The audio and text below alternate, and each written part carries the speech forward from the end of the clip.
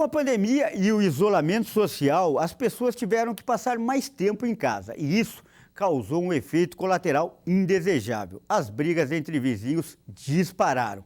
Só em São Paulo, para a gente ter uma ideia, as reclamações por causa de barulho dobraram. Para falar sobre esse assunto, nós conversamos com o advogado e especialista em direito imobiliário, Rodrigo Carpati.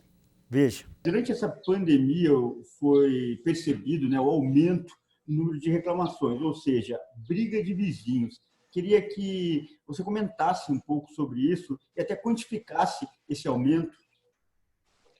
Então, Kleber, nós tivemos aí um aumento significativo de brigas entre vizinhos, tivemos um aumento grande também de casos que foram judicializados e também casos que foram parar na delegacia de polícia. As pessoas nesse momento estão muito mais intolerantes, ou estão em home office, as crianças estão fazendo aula EAD dentro de casa, então existem aí conflitos internos nas residências, existem as questões inerentes enquanto um está dentro de casa, o outro quer terminar uma reforma, as pessoas perderam os empregos, e a gente está vivendo aí um momento complicado do mundo e isso infelizmente reflete a vida dentro de sociedade, dentro dos nossos condomínios. Pela sua experiência, pelo que você tem acompanhado, quais as ocorrências, as reclamações mais comuns?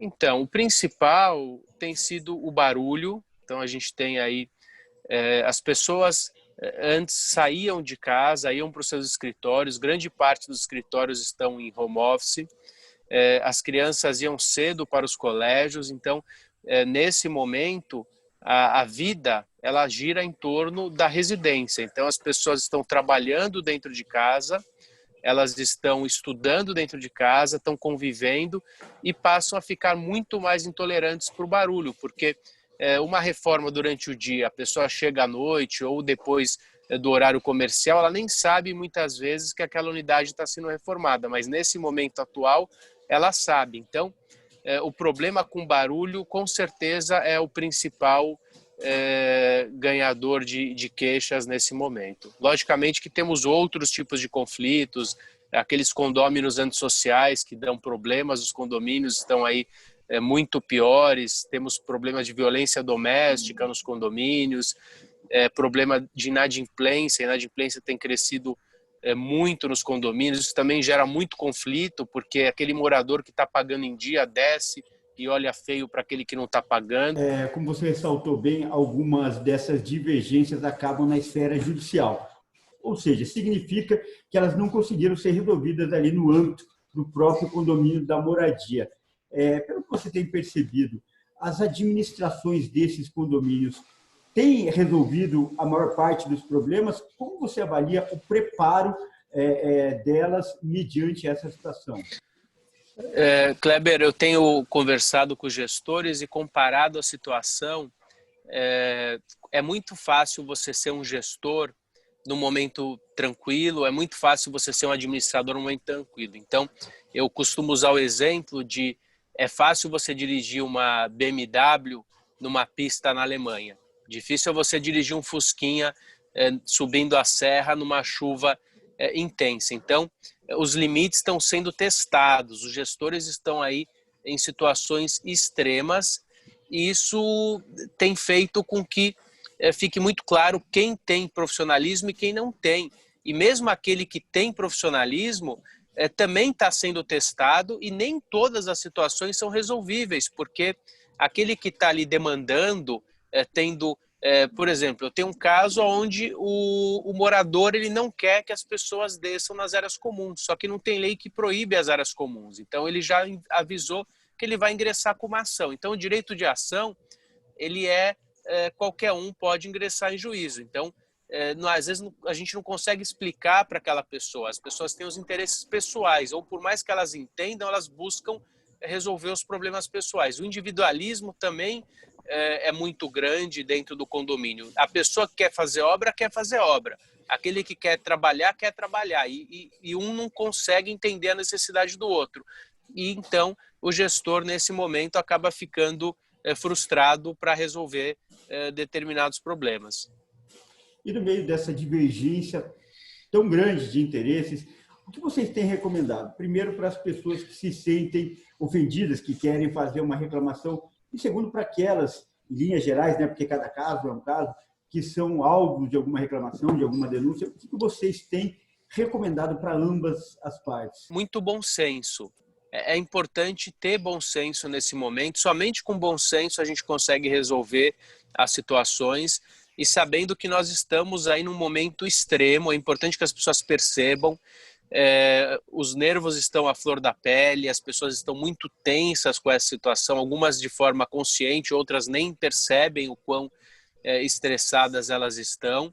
E o gestor, ele precisa resolver o maior número de problemas que estão dentro da possibilidade dele. Ele precisa também tentar incutir de forma preventiva a necessidade das pessoas conviverem de forma harmônica, deixar muito claras as normas daquele condomínio, para que quanto mais claro tiver a situação, é mais fácil para aquelas pessoas que querem resolver e que têm bom senso ajustarem as situações. Para aquele que quer brigar, para aquele que é beligerante, dificilmente vai ser resolvido mesmo com muito bom senso e com a ação do síndico e da gestão.